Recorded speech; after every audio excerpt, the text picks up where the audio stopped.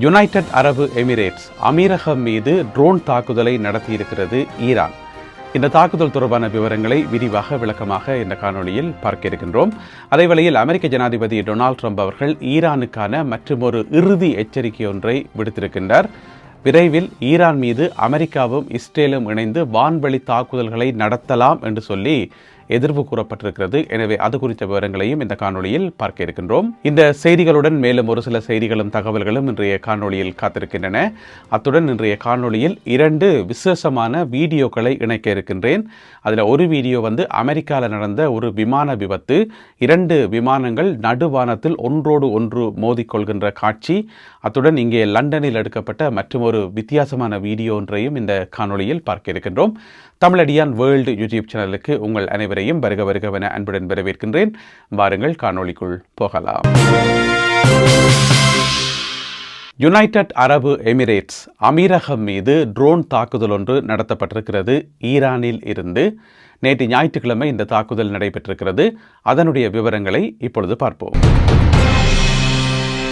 அதாவது ஒரு அணு மின் நிலையம் மேலே தாக்குதல் நடத்தப்பட்டு அதில் ஜெனரேட்டர் இருக்குன்னு தானே, அந்த ஜெனரேட்டர் இருக்கிற பகுதியில் தீப்பிடிச்சு எரிஞ்சு தீ உடனடியாக கட்டுப்பாட்டுகளை கொண்டு வரப்பட்டது. பெரிய அளவில் பாதிப்பில்லை, இருந்தாலும் ஒரு ட்ரோன் தாக்குதல் ஒன்று நடத்தப்பட்டிருக்கிறது. அப்போ அமீரக அதிகாரிகள்கிட்ட கேட்டது, அது சரி இந்த ட்ரோன் தாக்குதலை யார் நடத்தினு சொல்லி அவர்கள் இதுவரைக்கும் பதில் சொல்லல. எந்த ஒரு நாட்டையும் குற்றஞ்சாட்டையில் அவர்கள் குற்றம் சாட்டாவிட்டாலும் கூட ஒரு சில ஊடகங்களில் அது ஈரான் நடத்திய தாக்குதல் என்று சொல்லி செய்திகள் போடப்பட்டிருக்கிறது. எனவே ஈரான் அமீரகம் மேல தாக்குதல் நடத்துறது என்ன முதல் தடவையா? இல்லைத்தானே, தொடர்ந்து தாக்குதல்கள் நடந்து தான் இருக்குது. அப்போ எங்களுக்கு ஒரு கேள்வி ஒன்று வரும். அதுதான் யுத்த நிறுத்தம் அமலுக்கு இப்போ கொஞ்ச காலமாக அமெரிக்காவோ இஸ்ரேலோ ஈரான் மேலே தாக்குதல் நடத்தல தானே, அந்த யுத்தம் முடிஞ்சது தானே. அப்படி இருக்கும்போது எதுக்காக யுனைடெட் அரபு எமிரேட்ஸை இலக்கு வச்சு தொடர்ந்து ஈரான் தாக்குதல் நடத்தி கொண்டே இருக்கு என்ற ஒரு கேள்வி எல்லார் மத்தியிலையும் இருந்தானே. ஏன்னு சொன்னால் அதுக்கு யுனைடெட் அரபு எமிரேட்ஸ் செய்கிற வேலை தான் காரணம்.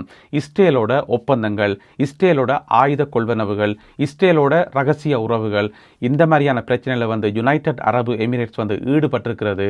சொல்லப்போனால் அக்கம் பக்கத்தில் இருக்கிற ஏனைய நாடுகளுக்கே விருப்பம் இல்லை யுனைடெட் அரபு எமிரேட்ஸ் இந்த மாதிரி நடந்து கொள்றது. இஸ்ரேலோட உங்களுக்கு என்ன பழக்கம் வேண்டி கிடக்கு, பேசாமல் இருங்களன் என்று சொல்லி அந்தந்த நாடுகள் சொல்லியும் கூட யுனைடெட் அரபு எமிரேட்ஸ் கேட்கல.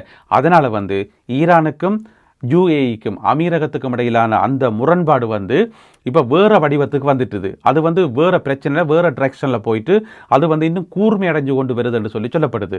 அதனால் இப்போ அமெரிக்கா நடத்துகிற இந்த தாக்குதல், இஸ்ரேல் நடத்துகிற இந்த தாக்குதல், இந்த யுத்தம் இருக்குல்ல, இந்த யுத்தம் நிரந்தரமாகவே முடிவுக்கு அமெரிக்க படையினர் எல்லாம் பின்வாங்கி அந்த பிளாக்கேட் எல்லாம் கைவிட்டு எல்லாரும் மூட்டை முடிச்செல்லாம் கட்டிக்கொண்டு வெளியில் வந்தா பிறகும் கூட யுனைடெட் அரபு எமிரேட்ஸ் மீதான தாக்குதலை ஈரான் கைவிடாது. அது தொடர்ந்து அந்த தாக்குதலும் அந்த குடைச்சலும் இருந்து கொண்டு தான் இருக்கும் என்று சொல்லப்படுது.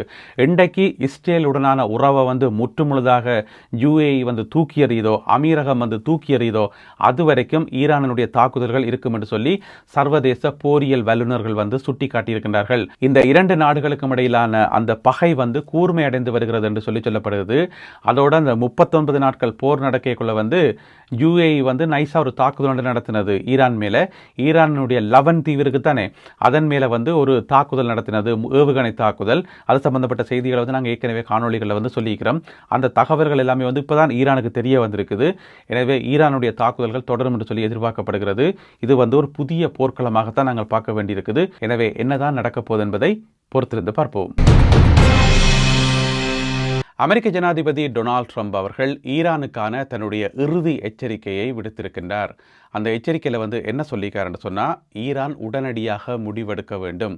எதற்கு முடிவு என்று சொன்னால், பேச்சுவார்த்தைக்கு அந்த ஒப்பந்தத்தில் கையெழுத்து போடணும். இதுதான் அந்த முடிவு. எனவே ஈரான் விரைந்து செயல்படணும்.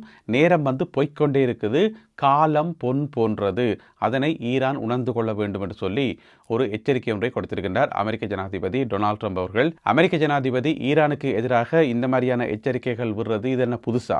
இதுக்கு முதல் 100 தடவை எச்சரிக்கை விட்டுக்கார். என்ன நடந்தது என்று கேட்டீங்கன்னு சொன்னால் அதுக்கான பதில் சத்தியமாக எனக்கு தெரியாது. ஆனால் எச்சரிக்கை விட்டுருக்கிறார். என்னென்னு சொன்னால் நேற்று முன்தினம் சனிக்கிழமை அமெரிக்காவினுடைய பாதுகாப்பு அதிகாரிகளுடன் ட்ரம்ப் வந்து மிக முக்கியமான ஒரு ஆலோசனை கூட்டம் ஒன்று நடத்தினவர். அப்போ அந்த ஆலோசனை கூட்டத்தில் வந்து கலந்து கொண்டதாருன்னு பார்த்தீங்கன்னு சொன்னால் ஒன்று அமெரிக்க ஜனாதிபதி டொனால்ட் ட்ரம்ப், அவருடைய டீம் இருக்குது தானே வெள்ளை மாளிகை டீம், அவர்கள் ஒரு பக்கம்.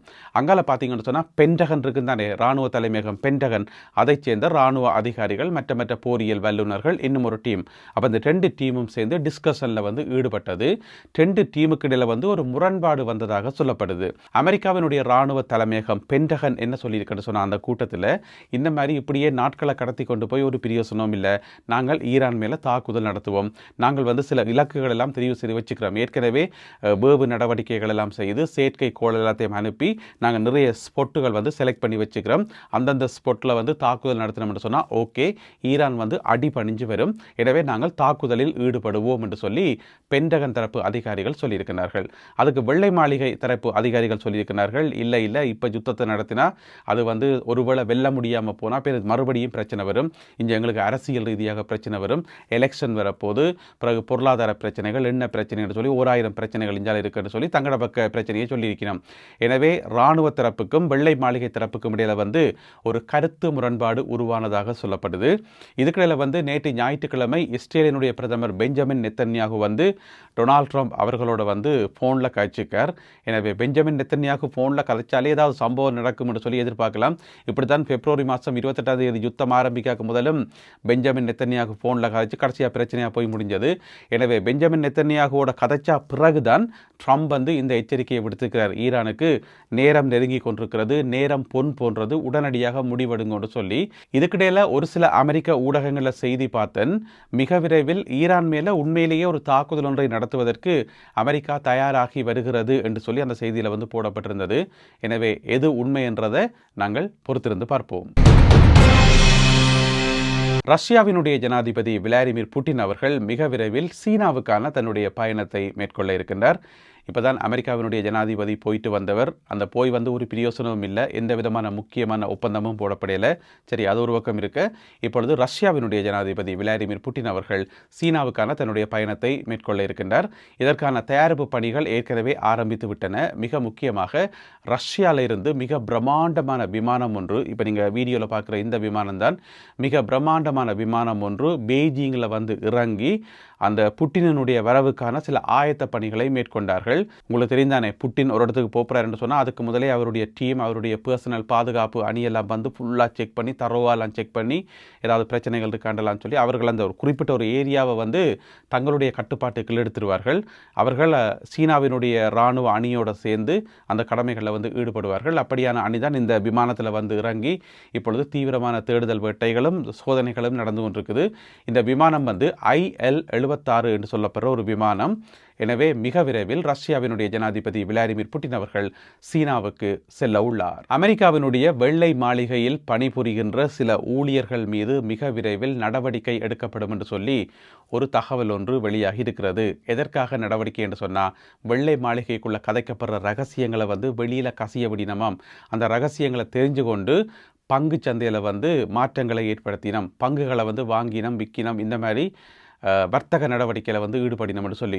உங்கள் எல்லாருக்குமே தெரியும், அமெரிக்க ஜனாதிபதி டொனால்ட் ட்ரம்ப் அவர்கள் ஒவ்வொரு தடவையும் தன்னுடைய ட்ரூத் சோஷலில் வந்து ஒவ்வொரு விதமான அதிர்ச்சிகரமான தகவல்களை வெளியிடக்குள்ள, அதுலேயும் பார்த்தீங்கன்னு சொன்னால் ஈரானோட யுத்தம் நடந்த காலப்பகுதியில் மாற்றி அறிக்கைகள் விட்டபடி, ஒருக்கா சண்டை, ஒருக்கா சமாதானம், ஒருக்கா வந்து ஈரானை அடியோட அழிப்பன், ஒருக்கா சொல்லுவார் சமாதானம் வந்துட்டுது, ஈரானை போல ஒரு நல்ல நாடு இந்த உலகத்திலேயே கிடையாதுன்றவர். அப்புறம் அடுத்த முறை சொல்லுவார் ஈரானில் வந்து தலைவர்களே கிடையாதுன்னு சொல்லி.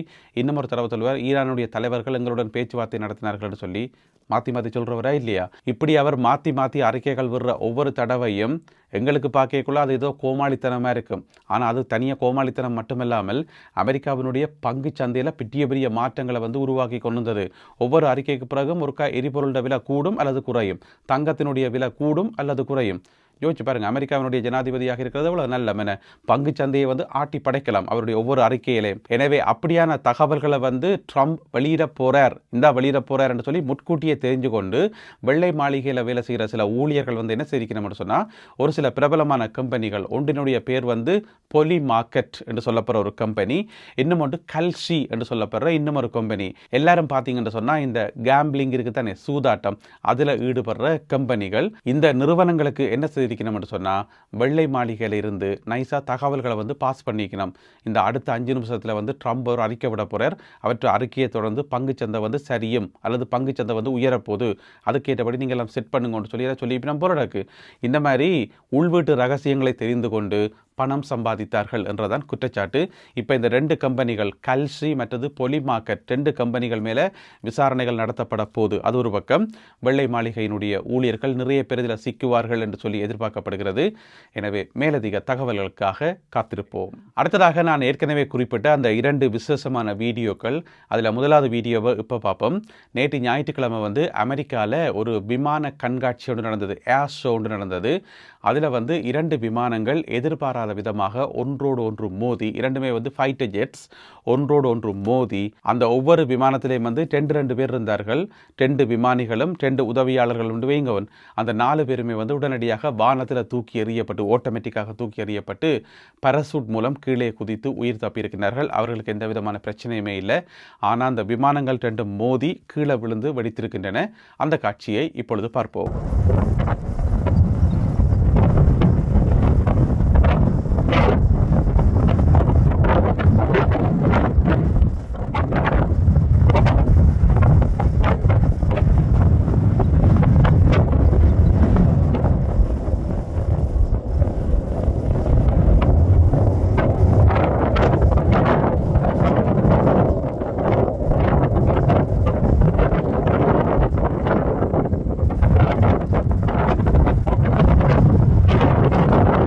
அடுத்த வீடியோ இங்கே லண்டனில் எடுக்கப்பட்டது. இது பார்த்தீங்கன்னு சொன்னால் ஒரு ஷாப்பிங் மாலுக்கு எடுக்கப்பட்ட வீடியோ.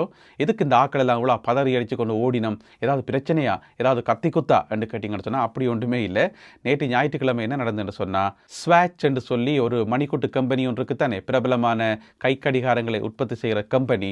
அவர்கள் வந்து புதுசாக ஒரு மணிக்கூடு ஒன்று லான்ச் பண்ணவர்கள், கை கடிகாரம் ஒன்று லான்ச் பண்ணவர்கள். அதாவது லிமிடெட் எடிஷன் என்று சொல்லி, அதாவது கொஞ்சம் கடிகாரங்கள்லாம் அதில் இருக்குது என்று சொல்லி, கொஞ்சம் ஸ்டாக் தான் இருக்குன்னு சொல்லி நேற்று லான்ச் பண்ணது. அதை வாங்கத்தான் இந்த ஓட்டம். இட்டரை அடித்து கொண்டு போய் ஆளையால் தள்ளி விழுத்தி, கதிரைகளால் எல்லாம் தூக்கி அடித்து, நிறைய செக்யூரிட்டி கார்ட்ஸ் எல்லாம் போட்டு அவர்களாலே வந்து கட்டுப்படுத்த முடியலையாம் இந்த கூட்டத்தை. ஏன்னு சொன்னால், மணிக்கூடு வாங்குறதுக்காக இந்த ஓட்டம் ஓடிக்கு நம்ம உலாவரையை விட்டறை தள்ளி கொண்டுண்டா பாருங்களேன் என்ன பிரச்சனைன்னு சொன்னால், இந்த உலகத்தின் இன்னொரு மூலையில் பார்த்தீங்கன்னு சொன்னால் சனம் சாப்பிடவே வழி இல்லாமல் சாப்பாட்டுக்காக முண்டியடிக்கிற காட்சிகளையும் நாங்கள் பார்க்குறோம். இங்கே பார்த்தீங்கன்னு சொன்னால் மணிக்கூடு வாங்குறதுக்கு முண்டியடித்து ஆளையால் இடரை விழுத்துகிற காட்சியும் பார்க்குறோம். எனவே இந்த உலகம் வந்து ஒரு பேலன்ஸான உலகம் இல்லை. ஓம் தானே. இந்த காணொளியில் பகிர்ந்து கொள்ளப்பட்ட இந்த செய்திகள் தொடர்பான உங்களுடைய கருத்துக்களை மறக்காமல் கீழே எழுதுங்கள். மீண்டும் சந்திப்போம் உறவுகளே. நன்றி, வணக்கம்.